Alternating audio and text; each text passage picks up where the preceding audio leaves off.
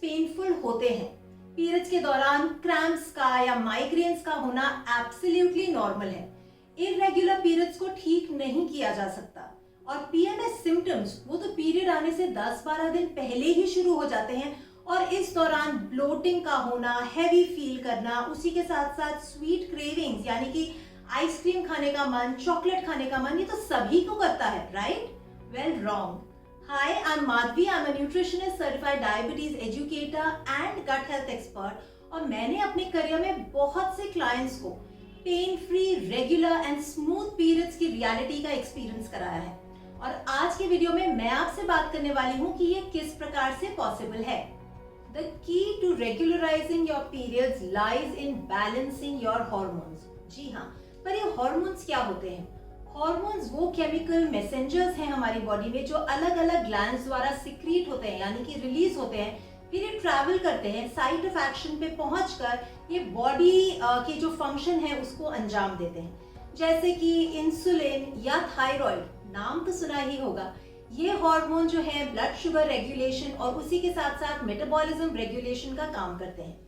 उसी प्रकार से हमारे मेंस्ट्रुअल साइकिल में यानी कि फीमेल रिप्रोडक्टिव हार्मोन्स जो हैं, luteinizing hormone, follicle stimulating hormone, estrogen और प्रोजेस्टेरॉन्स जो हैं वो इन्वॉल्व होते हैं। डोंट वरी, मैं बिल्कुल यहाँ पे कोई बायोलॉजी लेक्चर शुरू करने नहीं वाली, हमें ज्यादा डिटेल में नहीं जाना है, पर आपको ये समझना बहुत जरूरी है कि balanced hormones is equal to smooth and regular periods, right?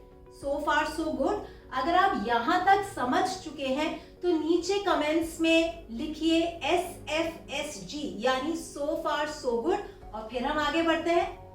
बहुत से फैक्टर्स हैं जो अफेक्ट करते हैं हमारे हॉर्मोन्स को। फॉर एग्जांपल, आपका बेड टाइम क्या है, आप सुबह कितने बजे उठते हैं, आपके मील टाइमिंग्स क्या हैं, आपकी चॉइस ऑफ फूड क्या है, आप किस कॉम्बिनेशन में खाना खाते हैं, आप दिन भर में कितने एक्टिव हैं, उसी के साथ साथ आप दिन भर के तमाम स्ट्रेसर्स को कितनी स्टेबिलिटी के साथ हैंडल कर पाते हैं। तो of course number 1 step to regularizing, to balancing your hormones is definitely to embrace a healthy lifestyle.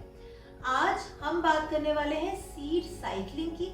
Seed cycling एक नेचुरोपैथिक टेक्निक है टू रेगुलेट योर हॉर्मोन्स। ये मेंस्ट्रुअल साइकिल के अलग अलग फेजेस में अलग अलग तरीके के सीड्स का उपयोग करता है, उनके न्यूट्रिशनल बेनिफिट्स का फायदा उठाता है to balance and to regulate estrogen and progesterone. Seed cycling करने से हम ना सिर्फ पीएमएस रिलेटेड सिम्टम्स जैसे कि bloating, mood swings, irritability, cravings जैसे सिम्टम्स में सुधार पा सकते हैं, बल्कि उसी के साथ साथ जब हम सीड साइक्लिंग को होलिस्टिक लाइफस्टाइल प्रैक्टिसेस के साथ अपनाते हैं तो देखा गया है कि हमारे पीरियड्स रेगुलर होने लगते हैं। उसी के साथ साथ स्किन रिलेटेड इश्यूज हों या हेयर थिनिंग के इश्यूज हों जैसे कि एक्ने या हेयर थिनिंग में भी सुधार आता है। और बहुत से केस स्टडीज हैं जो प्रूफ कर रहे हैं कि when done right over a period of time consistently, infertility जैसी कंडीशंस में भी इम्प्रूवमेंट आता है। सो सीड साइक्लिंग करना कैसे है? सीड साइक्लिंग करने से पहले ये समझना जरूरी है कि हमारा जो मेंस्ट्रुअल साइकिल है उसके 2 फेजेस होते हैं, follicular phase and luteal phase, और इन दोनों ही फेजेस के अपने अपने स्पेसिफिक गोल्स हैं, यानी कि हर फेज के बाद बॉडी क्या अचीव करना चाहती है ये पहले से ही डिफॉल्ट सेटिंग में तय है और इसी हिसाब से एस्ट्रोजन और प्रोजेस्टेरॉन की जो मात्रा है वो बढ़ती और घटती है। तो सीड साइक्लिंग इन्हीं दोनों हार्मोन्स को सही मात्रा में यानी बढ़ते समय बढ़ाता है और घटते समय घटाता है और यूज करता है 4 तरीके के सीड्स, जिनमें आते हैं फ्लैक्स सीड्स यानी अलसी के बीज, उसी के साथ साथ पंपकिन सीड्स यानी कि कद्दू के बीज, सेसमी सीड्स यानी तिल के सीड्स और सूरजमुखी यानी सनफ्लावर सीड्स। इन चारों सीड्स का उपयोग किया जाता है अलग अलग फेजेस में so as to regulate the increase and decrease of estrogen and progesterone in order to achieve the end goal of individual phases of the menstrual cycle. आइए इसे डिटेल में समझते हैं। डे 1 ऑफ योर पीरियड से day 14 of the period यानी period के पहले दिन से 14वें दिन तक का जो फेज है वो फॉलिकुलर फेज कहलाता है। इस फेज में क्या क्या होता है? इस फेज में के गोल्स हैं कि आपका एग फॉर्म हो, वो मैच्योर हो और वो रिलीज हो यानी कि रप्चर हो। ऐसा करने के लिए एस्ट्रोजन की जरूरत पड़ती है, ठीक है। इस फेज में यानी कि फॉलिकुलर फेज में हम इस्तेमाल करते हैं फ्लैक्स सीड्स और उसी के साथ साथ पंपकिन सीड्स। ये दोनों ही सीड्स जो हैं इनमें जिंक की मात्रा अच्छी होती है जो हमारी बॉडी में एस्ट्रोजन को बढ़ाते हैं। एंड नेचुरल तरीके से जब एस्ट्रोजन जो है ऑप्टिमम लेवल्स तक राइज करता है तो इस फेज के जो गोल्स हैं of egg formation, egg maturation and उसी के साथ साथ एग रप्चरिंग वो फुलफिल हो पाते हैं। वहीं डे 15 से लेके day 1 of the next menstrual cycle यानी 15वें दिन से अगला पहला दिन ऑफ योर पीरियड साइकिल कहलाता है ल्यूटियल फेज। इस फेज का मेन ऑब्जेक्टिव है कि हमारी जो यूट्रस की लाइनिंग है वो थिक हो, वो प्रिपेयर हो कि अगर एग फर्टिलाइज हो जाता है तो वो फर्टिलाइज्ड एग वहां उस लाइनिंग में अपने आप को इम्प्लांट करे, वहां से नरिशमेंट ड्रॉ करे और आपका जो बेबी है वो ग्रो करना शुरू हो, राइट। तो इसके लिए हमें बॉडी में प्रोजेस्टेरॉन की मात्रा ज्यादा चाहिए और एस्ट्रोजन की मात्रा कम चाहिए। इस फेज में यानी कि ल्यूटियल फेज में हम यूज करते हैं तिल के बीज यानी सेसमी सीड्स और उसी के साथ साथ सनफ्लावर सीड्स यानी कि सूरजमुखी के सीड्स। इन दोनों ही सीड्स में लिग्नन की मात्रा अच्छी होती है और ये जो लिग्नन है ये एक्सेस एस्ट्रोजन के साथ बाइंड करता है और बॉडी में एस्ट्रोजन की मात्रा को घटाता है। वहीं इनमें प्रेजेंट जो सेलेनियम है वो प्रोजेस्टेरॉन की मात्रा को बढ़ाने में मदद करता है। तो हमने देखा कि अलग अलग सीड्स की प्रॉपर्टीज को इस्तेमाल करते हुए बॉडी बहुत ही ब्यूटीफुली, बहुत ही नेचुरल तरीके से अपने हॉर्मोन्स का पीक एंड लो वाला जो फेज है उसको अडेप्ट कर पाती है, उसको अपना पाती है और उसी के साथ साथ जो बॉडी के नेचुरल गोल्स हैं, जो नेचुरल रिदम है उनको, उन ऑब्जेक्टिव्स को फुलफिल कर पाती है।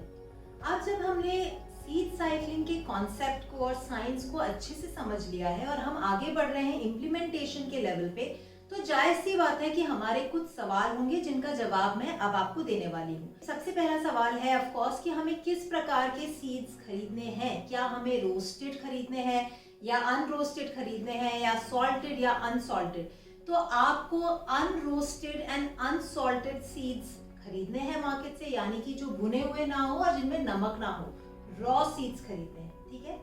क्या हमें इन सीड्स का पाउडर बनाना है ब्लेंडर में ब्लेंड करके? बिल्कुल भी नहीं। आपको इन सीड्स को होल फॉर्म में इस्तेमाल करना है, इनका कोई भी पाउडर नहीं बनाना है। उसी के साथ साथ सवाल उठता है कि जो सीड्स मैंने आपको बताए हैं अलग अलग फेजेस में, क्या वो दोनों सीड्स को आपको मिक्स करके इस्तेमाल करना है या आप उनको अलग अलग इस्तेमाल कर सकते हैं। फॉर एग्जांपल अगर फॉलिकुलर फेज में आप पंपकिन सीड्स और उसी के साथ साथ फ्लैक्स सीड्स का इस्तेमाल कर रहे हैं तो क्या आप इन दोनों सीड्स को मिक्स करके इस्तेमाल कर सकते हैं या फिर आप इनको अलग अलग इस्तेमाल करेंगे।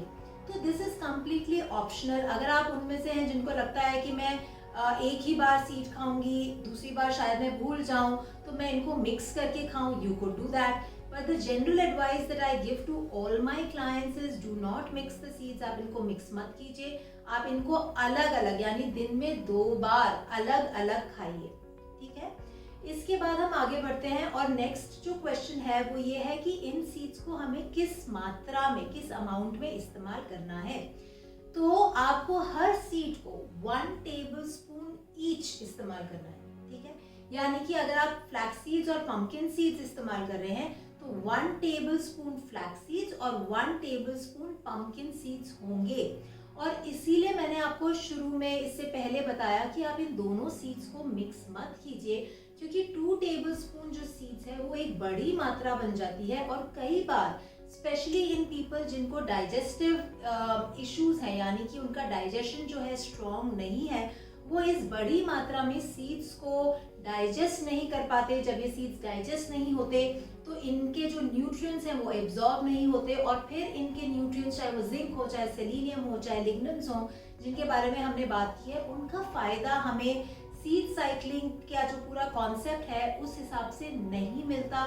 और हम सोचते हैं कि हम तो सीड्स खा रहे हैं पर फिर भी हमारे जो पीरियड्स हैं वो रेगुलराइज नहीं हो रहे या जिन तमाम सिम्टम्स की हमने बात की है उनमें कोई सुधार नहीं आ रहा। So इसीलिए you make sure that you eat 1 tablespoon of a seed in the morning and in another meal use the second kind of seeds in 1 tablespoon quantity। इसी के साथ साथ एक और एडिशनल टिप जो मैं देती हूँ उन लोगों को जिनका डाइजेशन स्लो है, वो ये है कि आप इन सीड्स को ओवरनाइट सोक कर सकते हैं। सुबह उठकर इसका जो पानी है वो डिस्कार्ड कर सकते हैं, यानी कि उस पानी को हटा सकते हैं और उसके बाद सीड्स को इस्तेमाल कीजिए। ऐसा करने से जो सीड्स हैं वो हमारे डाइजेस्टिव सिस्टम पे इजी टू डाइजेस्ट हो जाते हैं, उनके जो एंटी न्यूट्रिएंट्स हैं वो रिमूव हो जाते हैं और उनके जो न्यूट्रिएंट्स हैं वो ज़्यादा जल्दी और ज़्यादा इजीली अवेलेबल होते हैं बॉडी में एब्जॉर्ब होने के लिए। Now how do you use the seeds? In seeds को आप किस प्रकार से इस्तेमाल कर सकते हैं? तो ये सीड्स बहुत वर्सेटाइल हैं। आप इनको किसी भी, जो भी आप रेसिपी बना रहे हैं, चाहे आप पॉरेज बना रहे हैं उसमें डाल सकते हैं। उसी के साथ साथ आप स्मूदी बना रहे हैं उसमें आप इन 1 टेबलस्पून सीड का इस्तेमाल कर सकते हैं। अगर आपने पोहा बनाया है या सैलेड्स बना रहे हैं उनके ऊपर से आप इन सीड्स को स्प्रिंकल कर सकते हैं। वहीं अगर आप रोटी बना रहे हैं तो रोटी के आटे में माड़कर अपनी लोई में भरकर आप इन सीड्स का इस्तेमाल कर सकते हैं। So very quickly to summarize, हमने देखा कि सीड साइक्लिंग एक नेचुरल टेक्निक है जो हमारे मेंस्ट्रुअल साइकिल के डिफरेंट फेजेस में एस्ट्रोजन और प्रोजेस्टेरॉन को रेगुलेट करता है, हमारे हार्मोन्स को बैलेंस करता है। उसी के साथ साथ ये मेनोपॉज में बहुत फायदेमंद है क्योंकि सिम्टम्स लाइक हॉट फ्लशेस जैसे सिम्टम्स को ये ईज ऑफ करने में, उससे रिलीफ दिलाने में मददगार है। ये हमारे बॉडी में सेक्स हार्मोन्स बनाता है जिससे हमारी लिबिडो को इम्प्रूव करता है। वहीं एक्सेसिव ब्लीडिंग या स्कैंटी ब्लीडिंग जैसी जो कंडीशंस हैं उनको ये स्टेबलाइज करता है और फ्लो को रेगुलराइज करता है। हमारे बॉडी में जो एंड्रोजेंस हैं यानी कि मेल हार्मोन्स, उनको ये रेगुलेट करता है, उनको डिक्रीज करता है, जिसके चलते हमें फेशियल हेयर या थिनिंग ऑफ हेयर जैसी कंडीशंस को भी प्रिवेंट करता है। इस वीडियो से जुड़े कोई भी सवाल आप नीचे कमेंट्स बॉक्स में लिखकर मुझसे पूछ सकते हैं। उसी के साथ साथ आप मेरे 60 minutes dynamo health consultation session के लिए रजिस्टर कर सकते हैं, जिसका लिंक मैंने नीचे डिस्क्रिप्शन बॉक्स में दिया है। For this video, don't forget to hit the like and share button and stay tuned for my new video coming up next week. Till then, eat well, live well and be healthy.